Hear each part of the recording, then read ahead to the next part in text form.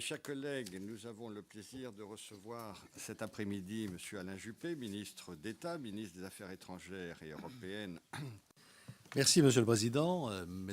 Nous avons également soutenu depuis le départ l'initiative de la Ligue arabe et notamment les décisions que cette organisation a prises dimanche dernier en reportant les conclusions finales de sa mission d'observation au 19 janvier.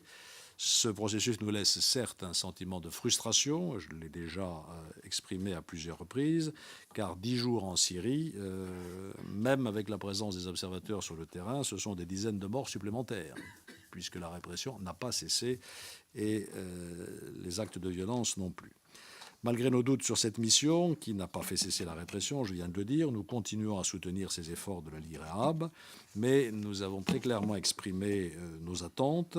Le 19 janvier doit être le dernier délai, il ne s'agit pas de se laisser enliser indéfiniment, et à cette échéance, nous souhaitons que la Ligue fournisse une évaluation claire du respect par le régime syrien des 4 engagements qu'il a pris lorsqu'il a signé l'accord qui lui était proposé par la Ligue arabe. Monsieur le ministre.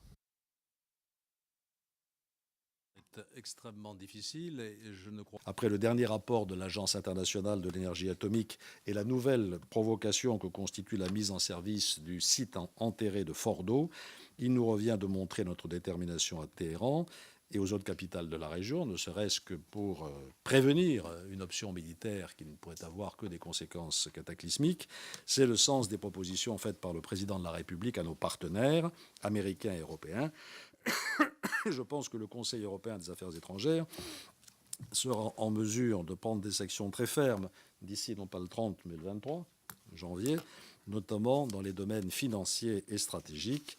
Les discussions sont en bonne voie. Vous savez que nous avons proposé d'abord un embargo sur les achats de brut iranien, qui a fait l'objet d'un assez large accord parmi les 27, à l'exclusion de pays qui s'alimentent principalement en Iran, c'est-à-dire de la Grèce et également de l'Italie. Et nous sommes en train de convaincre nos partenaires qu'il y a d'autres sources d'approvisionnement possibles.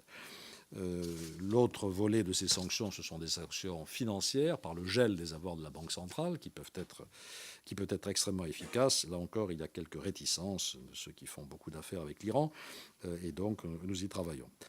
Monsieur le ministre. Pas encore, pour être tout à fait